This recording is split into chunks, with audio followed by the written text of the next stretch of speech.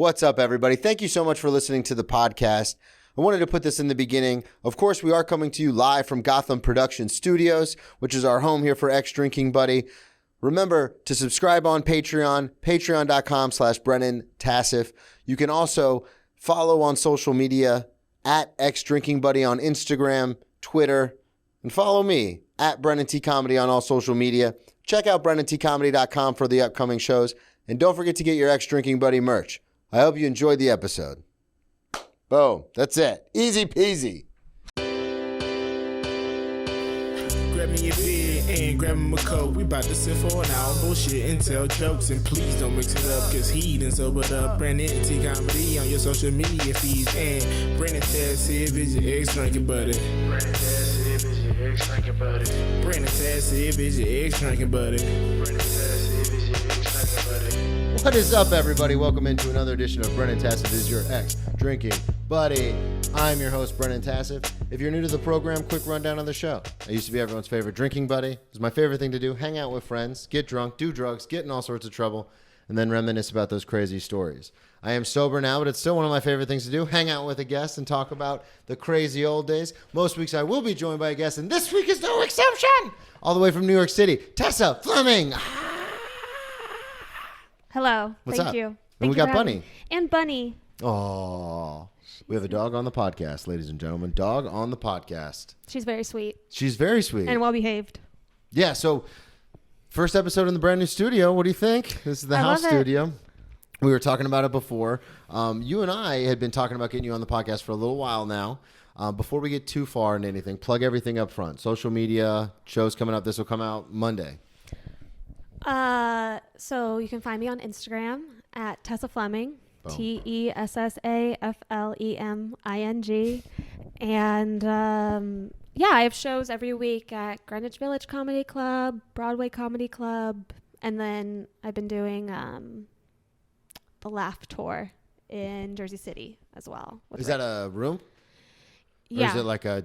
You said Laugh Tour, so I don't. What it's is like, it? It's Rich. Yeah. He not Broadway Rich, but a different Rich. It's in Jersey City. It's at Dorian's. Okay. It's like right. I don't know Jersey City that well, Yeah, but I've been doing shows there a couple times a month. So they just have shows there. It's like a restaurant, and then they have a club attached. It's great. great. That's awesome. Yeah, it's been really. Check it out, Dorian's, for all our Jersey City listeners. It's called the Laugh Tour. The Laugh. Like laughter, but laugh T. Got it. O-U-R. That took me a second to get No, there. I'm dumb, so I figured it out. you got it. After you pointed it out. Oh wait, should I be looking at you? You can look wherever you want. You can look. That's the audience there. You can look at me. The majority of our the viewers are audio, so they're listeners. Oh, okay. That's where we get the majority of the traffic, but we do get and the clips come out. So What's the traffic like, if you don't mind me asking? no, not at all. We'll full disclosure. So I don't really know because my RSS feed on Squarespace says we have about 7,500 listeners a month. 7,500. That's amazing. Yeah, but when I go to like the analytics on like Apple, it's like you had 180 downloads this month. Or if I go to Spotify, it's like 110 downloads. So I have no idea what the numbers actually are. All right, I love that. That's So we'll see. There are people that are. Yeah, I mean, YouTube is probably the best judge, but a lot of people don't like watching. Like, I listen to podcasts when I'm doing other stuff. And so I know a lot of people aren't like sitting down watching podcasts. But you take a peek. Yeah, like, or if they talk about something where I'm like, oh, I kind of want to see that. But like, I have some episodes on YouTube that are in the like tens of thousands. But that's mainly because of the guest. Like why Joe List on or Cameron Patterson who blew up on Kill Tony. So like those episodes shot up. Right. But yeah, so, we're doing it. We're still doing it 4 years in. A lot more listeners than viewers, but hey, we're doing it. I love this. Yeah. Have you done a lot of podcasting? You know what? This is my first podcast. Beautiful. Love to hear it. You were You not are the my first person who's told me that. You are my first. Look Be at gentle. that. Look at that. Well, it'll be fun. We're going to talk about some stuff. You already know what No, the podcast... no. I'm not worried. Well, you already knew what the podcast was about, obviously. But before we get into like being sober and not drinking anymore and all that kind of stuff, I kind of want to ask you the same thing I ask a lot of my guests, especially first-time guests, because stand-up comedy is such a niche thing. How did you even get into that? Like, how did you even find that? Because you're not from New York originally. No, I'm from a small town kind of near Sacramento in California, so Northern California. And I always loved stand-up comedy. Okay.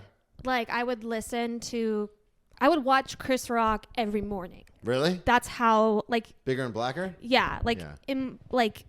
Ingrained in my brain. Mm-hmm. But I didn't have the self-esteem. I don't know if you can relate or not, but yeah. I didn't have the self-esteem to actually think like I could do that. Mm-hmm. And what happened? Well, I stopped drinking. Yeah. That was a big...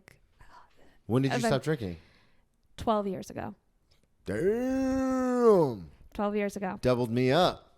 You know, I'm impressive. No. And that helped with the self-esteem stuff, of course. Yeah. But yeah, I loved stand-up. And then, I actually have an amazing story. Yeah, go ahead. Shoot it. All right. So I was in San Francisco. I was like 26. Okay. Ish. Had you started stand-up at this point? No. Okay. I was working PR. Yeah. I was doing PR in San Francisco, and he was not my client, but I was like an underling, like a junior publicist. And in our firm, someone like a higher up was doing the PR for Colin Quinn. Okay. Who was doing shows in San Francisco. Yeah. And I was like, hey, can I jump on this client? Yeah, I guess? this account. Yeah. Yeah, account. It's been so long since I've worked in PR. I like blocked it out. But and they were like, sure. And so I'm like, we were having a whole press day with Colin, and I'm running late. And I'm never late. And I'm like, run. And they're about to leave. And I literally, like, 1 second make it in time. Like, they're like texting me, like, we're taking off, because they don't want to wait for me. Yeah. Like, they're doing me a favor. Person, yeah. I'm like tagging along. But just by one, and you'll understand, but this moment really changed my life. So this 1 second, I make it to the car, and then we do the press day. And I'm just telling stories. I did solo shows. So I was in San Francisco. I was doing like performance art, one-woman shows. And then I had this like cutting sense of humor and these incredible life situations. But I hadn't As we tend to find ourselves in. Right. But I hadn't put it all together yet. Yeah. And so I'm just talking to Colin all day and telling my wild, crazy stories. And we go to a diner before maybe like a news thing. Yeah. And I open my door like after a story, and he's like, he looks me dead in the eyes. And I'm really struggling at this point. I haven't made art. I haven't done a solo show or anything for like 3 years. Yeah. Oh, so you were doing all that stuff young?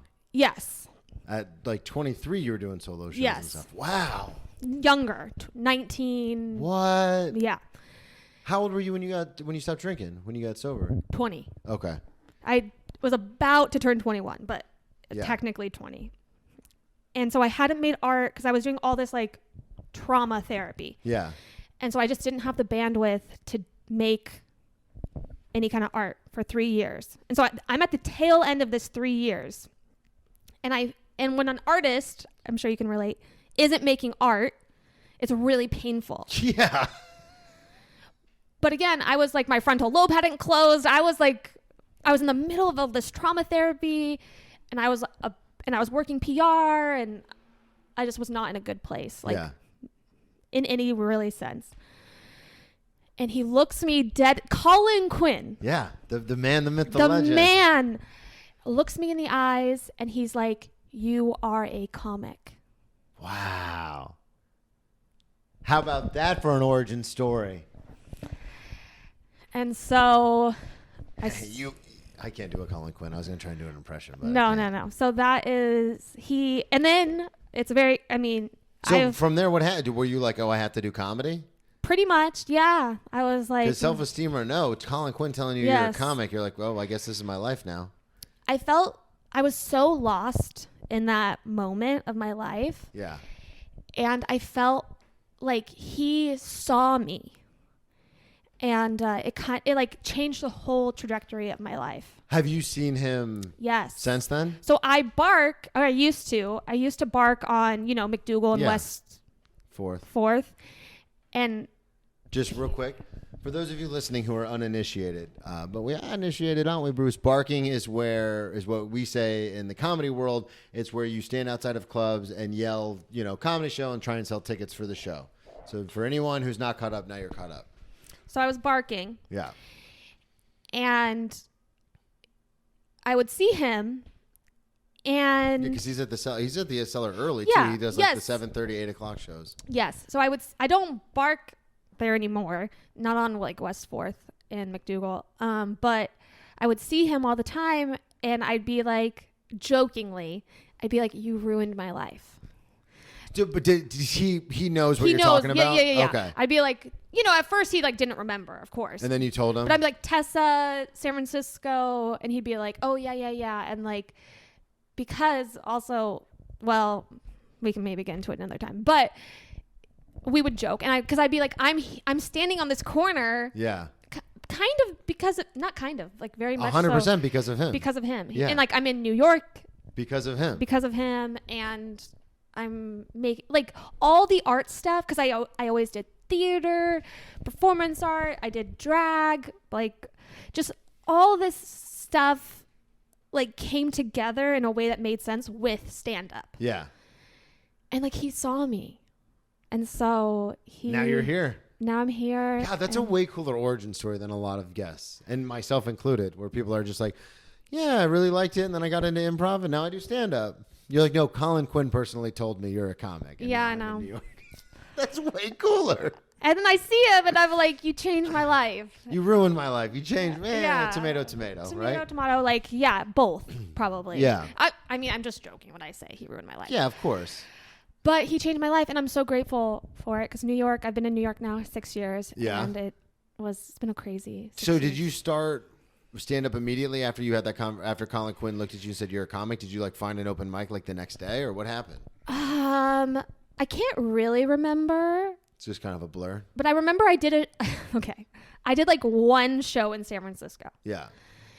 Stand up. Yeah. And I think I had like beginner's luck. It went pretty well. Crushed. Because I never did an open mic. But you had stage presence from doing the theater and stuff like that. Yes. But the stand up is a different animal and yeah. Totally. So I kind of had a little bit of beginner's luck. And then I did one show in San Francisco, and I was like, I'm going to move to New York. What? And I'd never been to New York before. Ever? Ever. But Colin lived here, so you knew you were coming to New York.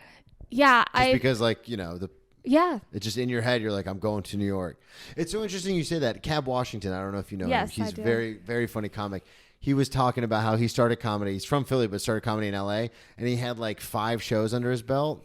And then he's like, oh, I'm going to be bi-coastal. Like, I'm moving to New York, and I'll just do New York to LA. And I was like, that's insane. Like, I started comedy in 2009, and then obviously with drinking and drugs and everything, took breaks here and there. And I really didn't get back into it until 2018. I still didn't move to New York until like 3 years after that. Well, I was just like... Was it the beginner's luck? Do you think that had a lot to do with it? Was it that first show doing well where you're like, oh, I totally can fucking do this? No, not really. So part of not drinking, like, you learn about yourself, right?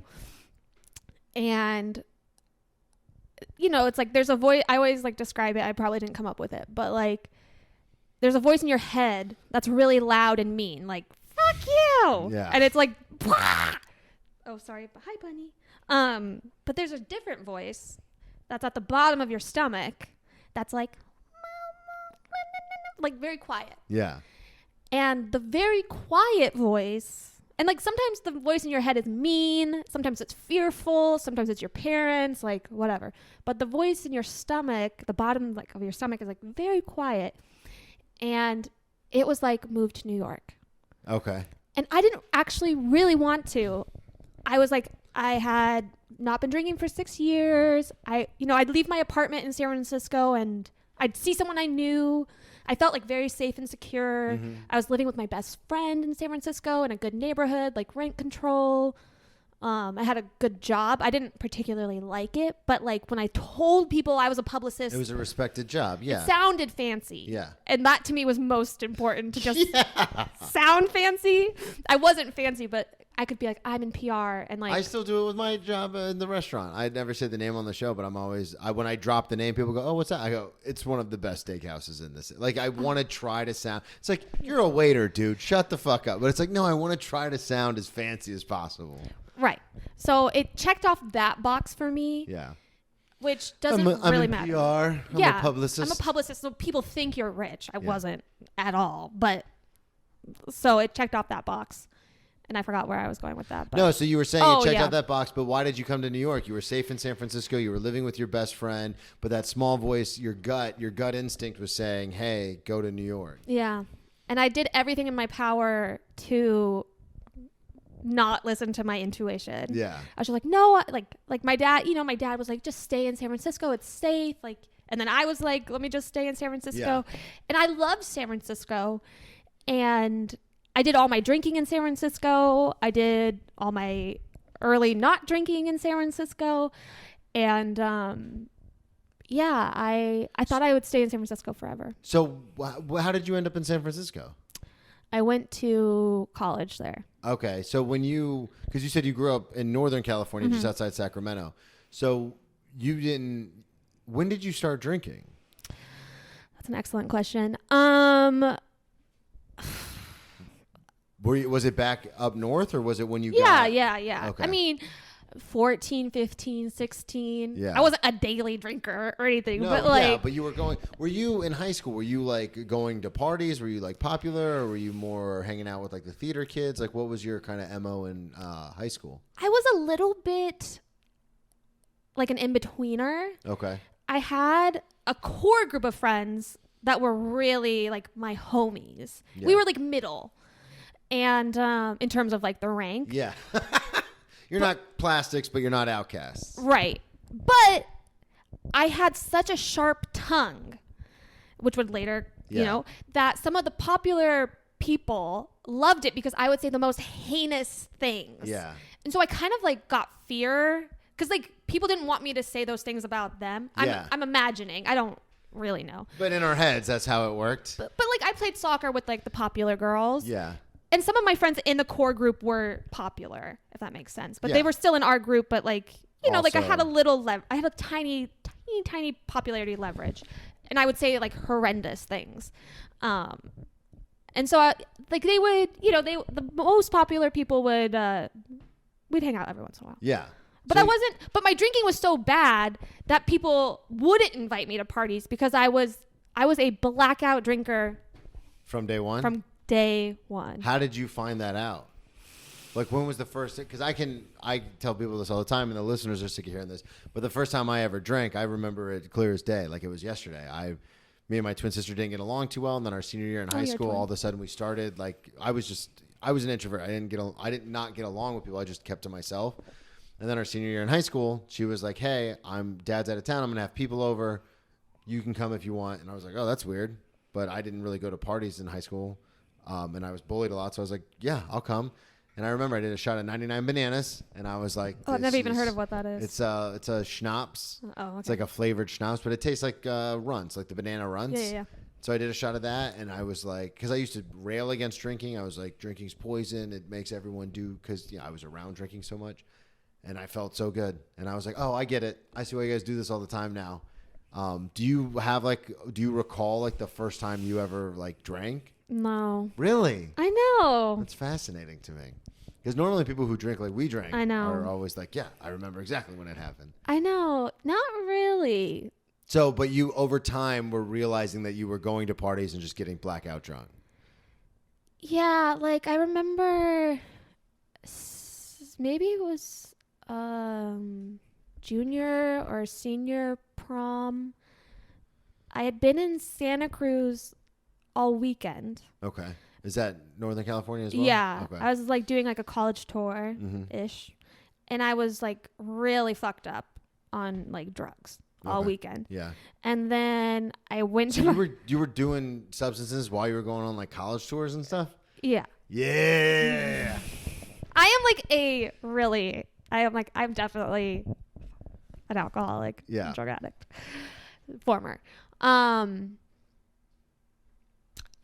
So you were in Santa Cruz. You're getting all sorts of messed up. And then you came back. Just so messed up and like so paranoid and so fucked up. And then I went straight to my junior or something prom. And then... Hey, you guys! And then all my friends, like my core group of friends who I'm still friends with today, they all went to like do some kind of like...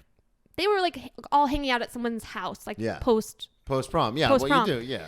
But I went to a hotel room alone and passed out drinking tequila alone. Just by yourself? But I was invited. How did you get the hotel room? My mom gave me a hotel room for some reason. Oh, that's sweet. She was like, "Oh, you guys be safe, have fun." And you're just in there by yourself, by chugging myself. tequila. Yes. And I was invited and I could have brought the tequila to the. You were invited to the other party, but you were just like. But like when you're that young and that fucked up, you can't like, if I were to do that today, I just bring the bottle of tequila to my friend's house. Yeah, to the friends, yeah. But I was like all fucked up. And what were you, what was your DOC when you were younger, when you were like going to these colleges and stuff? Well, I always think like alcohol is like number one. Yeah, that's me too. Alcohol's number one. I'd like to be something cooler than alcohol. I know. As my drug of choice. If you guys don't know what DOC means. I'm sorry. For the uninitiated. I know the lingo. But there was a couple of times I was in rehabs and detoxes, and there were people in there for weed, and I was like, oh, well, at least mine's cooler than that. Yeah. But then you get like the rock stars, the heroin addicts, and the crackheads, and you're like, wow, that's way cooler than booze. Yeah, definitely alcohol would be my drug of choice. It's definitely mine. Because that's the thing. Like, I've snorted heroin, I've smoked crack, and I still always come back to alcohol. I have never done those things. But good for you. Party. I am an angel. No, I'm not. People like... What were you doing in Santa Cruz?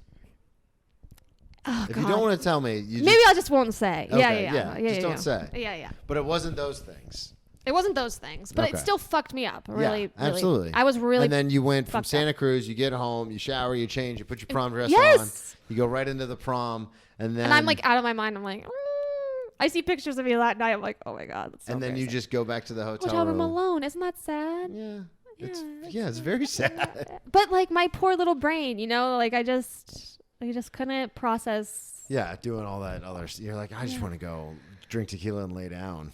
Yeah, and then my friends loved me. It was not like a lack of... it wasn't like they were like, oh my God, Tessa's coming. They were like, hey, where are you? Come out. Let's go. And the popular kids had another hotel room in a different hotel that I was not invited to. Yeah. But my friends were, like, come. Yeah, they had one. And I was like, no. So what ended up happening? So then where do you go to college?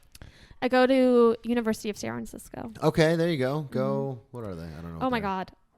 Dons. Go Dons. I don't even know really what that is, but like a troubadour kind of. I guess. Or they like don't have any sports teams, so I don't know. They have basketball. I never went to a basketball game. Yeah. Bill Russell played for USF.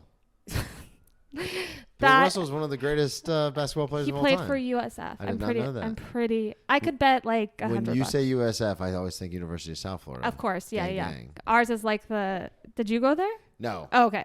No, but I'm a Florida boy, so we always rep. Hey, I don't rep USF hard. No? It was great. It was perfect. It took you a second to remember. You were like, yeah. So you major in public relations, I assume? No, I major in performing arts and social justice. Wow. Wait, social justice? That's a major? Yeah, it was kind of like, it was like. I've heard of criminal justice. I just haven't heard of social justice. No, it was infused. It was like theater, like kind of like socially conscious theater. And then I minored in woke theater. Yeah, woke theater. I would not major in that today, probably, wokeness, but I did at the time. Just the fact that you're like, I majored in wokeness. Like 15 years ago or something. That's hilarious. 10 years ago. Come on, please tell me you talk about that on stage. No, I didn't. I was the first one there, you guys. It's embarrassing. 15 years ago. I know, that's why it's funny. And I minored in gender and sexuality. You're just covering all the bases. All the bases. I love gender stuff, but like women, and I know you know what gender is, but and the fluidity of it and all that kind of stuff. Yeah, yeah. You know what I'm talking about. You know, all that womanly stuff. So you go to USF. You major in Theater and gender. And gender and wokeness. And wokeness. And then you. How did you get into public relations? And are you drinking while you're at college? Are you just getting like, are you getting hammered every day, or because you're a blackout drinker, are you drinking like once a week? Like, how did you put a governor on it to be able to graduate from college? Okay, I graduated magna cum laude. Damn. Thank you. Not Congrats. that to me, school was always pretty easy. Like, I would get A minuses. Smart person over here. I get A minuses. That was like my. Yeah. But not doing too much. So you're saying wokeness is easy? Wokeness is pretty easy. Yeah, you just talk some gibberish. You just show up. Yeah, talk some gibber and they love it. And so I was drinking all throughout my college. I stopped drinking my junior spring semester. Okay. That's when I stopped drinking. Oh yeah, because you were 20. Yeah. So what happens between, I mean, obviously we've talked about some of it already, the hotel room by yourself on prom, getting fucked up. Oh, that in was Santa nothing. Cruz, like, but I'm saying what happens in between, because you gave me a couple of stories, but I'm kind of having fun going chronologically right now. That. So what happens to you between high school and some of the antics that you're pulling, and then you get into college? As someone who's had a last drunk, I would assume that in those 2.5 years, there was some drastic changes, some drastic things that happened with your drinking and your drug use. Yes, definitely. So I was always a blackout drinker. Yeah. From the beginning. Mm-hmm. But yeah, I definitely had some. Okay, so what happened was I had an internship at a theater company, like for one of the summers. And I met all these amazing performance artists and drag queens, and it was like, but very like artistic, very like solo shows, all that kind of stuff. And they would like perform at theaters, but then also like go to this bar called the Stud Bar. Okay. Oh yeah, you sent me that story. Which is reopened, but when I went to it, it was on 9th. The Stud in San Fran. Yes, and it was like was like a leather gay bar. Yeah. In like this very kind of like shady part of San Francisco. Leather Daddy Gay Bar. Yes. Shady part of San Francisco. I'm with you. Are you with us? I'm with you. And so that just like took my drinking up, like up a notch. So you would just go hang out there with the people from the theater? Yes. Yeah. How often? Okay, that was your question. Yeah. So I was balancing these kind of two worlds. I also wasn't getting cast in like shows at the school. Yeah. And like maybe I'd get cast in like as a chorus or something. But I was like, you know what? It takes so much time, so much energy. I'm actually not going to do that. Yeah. Like I kind of wanted. So you weren't even auditioning? I stopped. Yeah, that's what I'm saying. Is after a while you're like, fuck this. I'm like fuck this. It's boring as hell. Yeah. These plays. And I was like, I'm never doing a boring play again. But this theater was so great because it was like really interesting, like the stuff you wanted to do. The stuff I wanted. Yeah. I learned that I wanted to do. But to answer your question finally, I was so controlled because there was a lot of alcoholism in my family, and I really didn't want to be an alcoholic. That was like the goal. I was like, I okay, hear you on that. I would stay sober pretty much for like a month. Oh wow, so you would take long stretches. Like it was like almost on the dot though, like white knuckling it and like getting the best grades possible and just doing everything. And then, but when I drank, it was like an exorcism, and people never wanted to. Yeah. Never wanted to see me. They like the next morning they'd be like, "Don't ever talk to me again." Yeah. Oh wow. I used to, and the listeners have heard this before, but I was like a party starter towards the end of my college career, where my friends, some who had graduated, would be like having these get-togethers with their new coworkers, and they would invite me because they know I'd be like running around like, "Hey, let's do a shot. But an hour into it, everyone's done one shot, but I've done 12 because there's 12 people at the party. And then they would take me downstairs and put me in the spare room. Yeah. And put me in the bed and Yeah. turn on the TV and put my bottle of rum Yeah. right next to the bed, and then they'd go back upstairs and enjoy the party. Right. Like, Except that's it's the same thing. Yeah. But then I remember one time. Would you get back up like? "Ah." Yes. One time I woke back up and they were like, the beast has awoken. They were like, you know, like you Lay are down. like- Go back to bed. and you could not tell me. I was like Couldn't tell me nothing. nothing. I was a terror. God bless the people. Are you who- still friends with some of them today? Yes. Yeah. They That's saw me awesome. through a lot of. So they what really loved me. happens? So you're talking about the stud, and you were taking time off. And see, that's an interesting thing is when I was playing college football, the first 2 years I was in school, there was always something more important. So that's the difference between the heavy drinker and the alcoholic. Is for the heavy drinker, there is something that's more important than drinking. With the alcoholic, there isn't.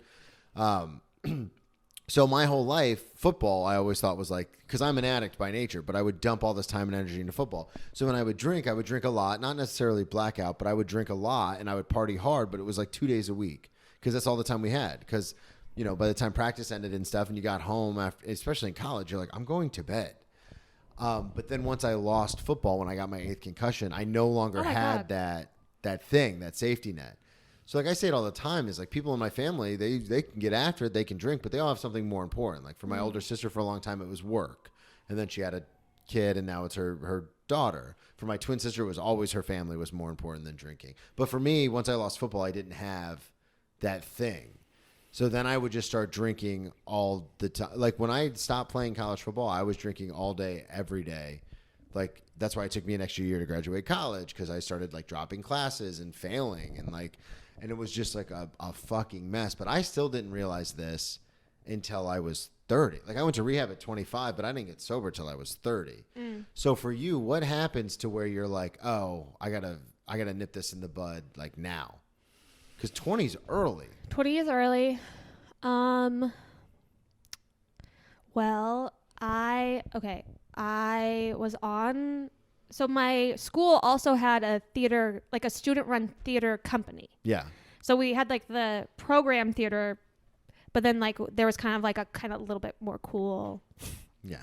I know, like reaching for straws here, but theater run company. The cool theater kids. I got you. Cool theater kids. That's an oxymoron, but and I was hosting. Because I was doing drag as like a faux queen, and this was like. Yeah, I was gonna say, how does that work? Because I've done drag a few times, but. So I was doing it as a biological woman doing drag, like hyper feminine. Okay. Like a woman doing drag. Okay. And there are many women before me who did that. Okay. And this was like before RuPaul's, or maybe it might have been like season 1. So this was like, it was still very much like not like RuPaul's Drag Race like it is today. It was like a long time ago. Back before drag was drag, baby. Yes. Yeah. And I've met the most incredible people at the stud too. What was the question again? Sorry. No, you're good. What was your last drunk? Like what was the point where you said the theater department had it like a theater club and you're hanging out with them. And I was saying to be 20 to quit drinking is very young. Like I had a problem at 8 or 20, but I didn't stop till I was 30. So I was hosting a Rocky Horror Picture Night. Yeah. For my. Look at you. You've never done a podcast before, but you're keeping on your own stories very well. I was hosting a Rocky Horror Picture Night as my drag name was Missy Lightweight. Okay. And I was hosting the Rocky Horror Picture Show for my school's theater company. Yeah. The cool kids. Slightly cooler. But they didn't really like me. Yeah. No one in college liked me. Really? So you had all these core friends in high school, but in college nobody liked you. I think because my drinking got worse. Yeah. And I was like very like, when I was just very like fucked up. Yeah. I still. When you say nobody liked you, but you did have some core friends that you're still friends with to this day, or were those all friends from high school? Those are all high school friends. No one in college liked me. Wow. And like our department, like my year was very small. There was like 10 of us in the. That's rough. And none of them liked me.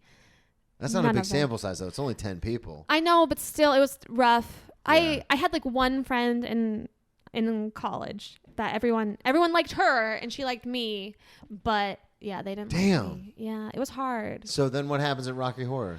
So I'm hosting and I remember being like, I'm Missy Lightweight / Tessa, and I'm your host tonight. Blackout. Like 5 seconds in. So you had been drinking all the way up before that? Yeah. And I just blacked out. I remember the first 5 seconds. Wow. And wow. And I'm hosting. Yeah, you got to go back up. All night. I'm hosting. And very typical to my drinking act. Because it was like control, white knuckle, and then exorcism. Yeah. It was not like a normal person drinking. It was like head You drank with a spinning purpose. around. Yeah. And I would get into physical fights. Really? Yes. I'm not proud of that. No, yeah. There was a girl named Tess. Oof, bitch. And I was Tessa. Yeah. And obviously way better. Obviously way better. And I know, she didn't like me. And we don't like her. Shouts out. No, she's okay. But just start a war. Just okay. No, I'm joking. But and rightfully so, because my drinking was so bad that someone would have to like babysit me. Yeah, and that's the worst, is having to baby. And I was a babysitter as well. People had to babysit me too. I never babysat. No, I was the satee. The baby. The baby. I was trying to think of a funnier way to say it, but yeah, I was the baby. I was the baby, and she's not even my good friend, right? And whoever is telling her that she has to babysit me. And this is her junior Rocky, like they do Rocky Horror every year. Yeah. And she's like, I just want to have fun. And you only get 4 years of it. Yeah. So and she's like, I have to babysit this girl I don't even like. God. Who's like a total bitch to me. And, you know, like. Yeah. And no, yeah. I know exactly. Trust me. I know exactly where you're coming from. So we get into a fight and crying, screaming, yelling, physical, whole thing. And my punishment... Like, I get campus police called on me. Oh, wow. And I get kicked off the board. It's fine. And I was like, you guys are being a little dramatic. But I was fine. Whatever. They weren't at all. But I was like, well, anyway. Guys, it was a bar fight. Relax. I know. On campus, when I'm the host, I'm on the board. And I got campus police called on me. And my punishment, which was very light, but my punishment was I had to go to counseling. Yeah.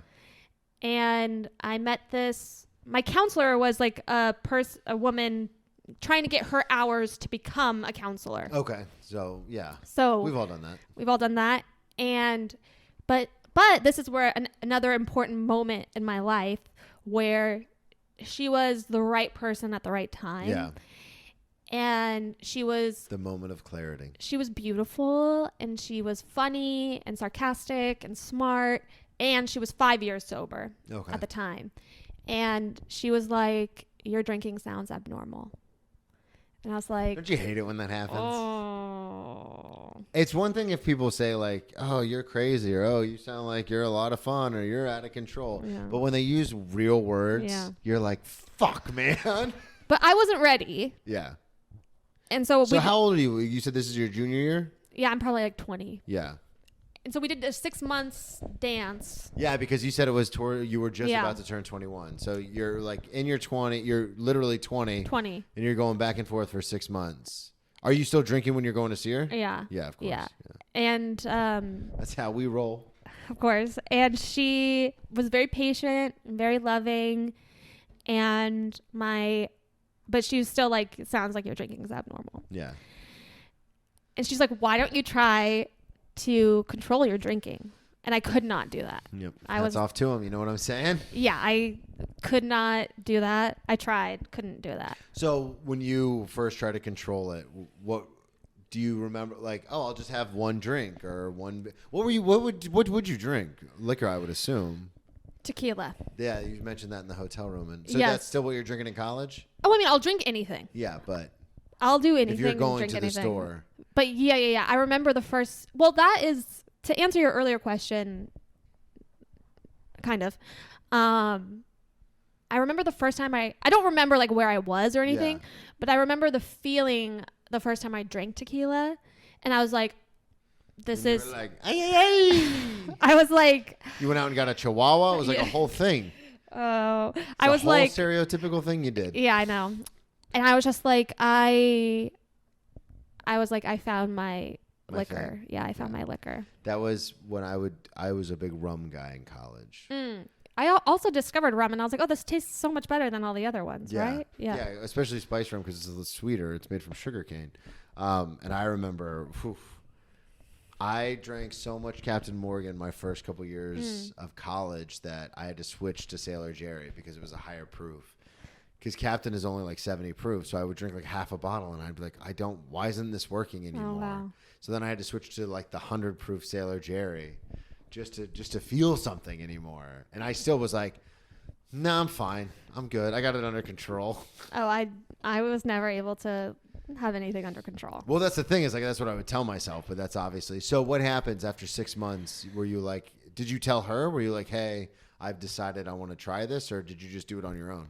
So I was at the Stud, and You love the Stud. I was at the Stud performing, and it was really crowded that night, and she was in my ear a little, like all the talking we had done for 6 months. Yeah. And I was drinking, and it was not the worst night at all. Like, not by far the worst night. But I usually would black out, and then, chaos ensued. Yeah. But this night, for whatever grace or reason or whatever, I puke, and I'm still conscious. I'm usually you're not blacked out. I'm not blacked out. And the club is so crowded that night that I can't make it to the bathroom. So, and I'm wearing my mom's denim jacket, which has significance because, Yeah, it's your mom's denim jacket. Yeah. Your mom's had it since the 70s. It's her denim jacket. And I vomit all over myself. And that is nothing in comparison to all the shit that I've been told you have done. Yes. This is not just barfing on myself is nothing, but I'm usually not conscious for this moment. Yeah. And wow, that's a real interesting thing. And I have my therapist's words in my, like, she actually just the words, your drinking sounds abnormal. Yeah. Your drinking's abnormal. And then I'm barfing on myself. Fully cognizant of it. Yes, for the first time. Wow, that's fascinating because I've had a lot of people on who like black out a lot and they're blackout drinkers, but I've never thought of it that way. Where it's like, yeah, I'm not around for this. Yeah. So like when I do the crazy shit, I don't think I have that big of a problem because I always wake up safe somewhere. Yeah. So that is fascinating to me that like this is like you said, that's not even a throwing up on yourself. I Nothing. do that. I've been 6 years sober and I still do that kind of stuff sometimes if I eat too much and I'm like, I don't feel good. But the fact that you're aware of it and then just over and over in the back of your head, you're hearing abnormal, and you're maybe your drinking is abnormal. That's what she said. That's what you just kept maybe hearing your drinking is over, abnormal. And then I barf all over myself. Then you go, maybe my drinking's Abnormal. Yeah. Yes. And they talk about that, like jumping through the window or whatever. Yeah. And I call, so maybe that was like on a Friday night, and I think I call her Monday morning or maybe Saturday morning. I don't really remember. Just soon after you Soon call her. after, yeah. And yeah. And then you were like, hey, I need to figure this out. Yeah. Did you go to any sort of place or did you just start going to... No rehab. You didn't go to rehab or detox or anything? Nothing. Damn. I know. But it was tough. The first 2 years were rough. It's so interesting you say that because I remember when I first went to rehab, I relapsed 2 weeks before my 1 year chip. Yes. I was like, I overreacted. You know, I was young. Yeah, I was 25. Like, this is stupid. I'm still 25. Like, this is dumb. This doesn't make any sense. And my girlfriend at the time, who later became my fiance, who became my ex-fiance, was like, she was like, yeah, she had no idea. She didn't know what alcoholism. Nobody knows. My girlfriend to this day, who I'm contractually obligated to mention every so shout out Tracy. My girlfriend today doesn't understand. And like they've seen, and I don't want to be like, oh, like, you know, she just incapable, but it's just people, and you know this from experience, people just don't get it. They're like, yeah, I have a buddy that drinks a lot. It's like, I don't think you get what I'm saying. Like, even alcoholics don't get it. Yeah. Even some alcoholics don't get it. Where it's like, no, I'm talking about like doing shots all night. I need to have 3 shot glasses because I get anxious if there's only one. Passing out, waking up, and then there's 2 shot glasses still full, and just shooting old warm vodka in the morning so I could literally get up without vomiting. Like, and so it's so interesting that like that one experience for you is kind of what changed it. Because for me, like I relapsed after 2 weeks before my 1 year chip, and it was just like I said, my roommate who I went to rehab with, who I lived in the halfway house with, was like, "Yeah, I think we overreacted. We figured out so much. We learned so much." And then my girlfriend at the time was like, "Yeah, I don't. You have a good job. I don't see why you wouldn't be able to keep it under control." And then it was just, you know how it goes. Yeah, it was a disaster. So for you, you never went back. I did. I relapsed when I had 30 days. Okay. And then I've never. So since then. Yeah. What happened with the 30 days? Because I always find these stories the most fascinating. It's pretty simple. It was a Tuesday night.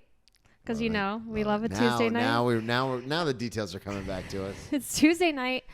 I was at a show. I think I had to see like a theater production for like a class I was in that I had to see. Mm-hmm. And I go to the bathroom, and my classmate, who didn't hate me, we found the one. But she wasn't in the core group. But she was like, but she was kind of on the sides. She offered me some drugs. And drogas, and I just took one bump. Okay, but at the time this is why I find it fascinating, is because when I first 2 weeks before my 1 year chip, when I did relapse, I was like, in my head I had this weird thing where I was like, my sponsor's gonna call me, like he's gonna know, or like I'm gonna blow up into a million pieces, or like my job is gonna call and be like, you're fired. But then I did that shot, and like none of that happened. And I was like, oh, cool. Yeah. Like, I'm free. And I just kept doing it and doing it and doing it because there was no real consequences to the initial thing. So before this happens with the friend, are you in your head like when they offer it to you, are you like, oh, I absolutely cannot do this? Or you're like, what's going to happen? Or like, do you remember what you were feeling in that moment? Well, I was so young. Yeah. I keep forgetting that too. I was so young. I was 20. I was just like, yeah. Well, I think mostly because I was usually so drunk for my drug experiences. I kind of wanted to have a drug experience. Yeah. Yeah. Just a real drug experience. Just a real drug even though it was just literally like, and I don't even know like how good it was, or you know what I mean? But it was just one little bump. And then did you go back to your therapist and say like, hey? I went back to and then I went to go, after the show, I went to go hang out with some of the like drag queens. David Glamour, that was one of their names. And then we smoked some weed. Yeah. But then that was it. Yeah. I did one little thing and one little, and I think it was mixed like tobacco and weed. Yeah. And then but the next day I was like, you know what? I like not drinking. Yeah. Doing drugs. So then I started the next day restarted. Yeah. So are you, because I've had a lot of people on the show, California sober, truly sober, don't drink, all this kind of stuff. So what do you do now? Are you just don't drink, or you don't do anything? I am like sober. Textbook, like, boom. I'm like, me too. I'm, especially in California, it's a little stricter. Well, I know there's California sober. That's what I'm saying. Yeah. But I'm talking about like. So you're like sober. I'm as sober as you get. Yeah. Okay. Yeah, because let me know if this bothers you, because it bothers me, and I think sometimes the listeners who aren't in any sort of program or dealing with anybody in their lives that has a problem, or if they themselves have a problem, don't really understand this. And some people just listen for the comedy aspect of it. But because you're at a lot of shows doing stand-up, when a comic gets on stage and talks about like, yeah, I'm sober, because they have bits from when they were like sober for 30 days, or like they went to rehab, but then you're rolling your eyes pretty aggressively. You hate that, right?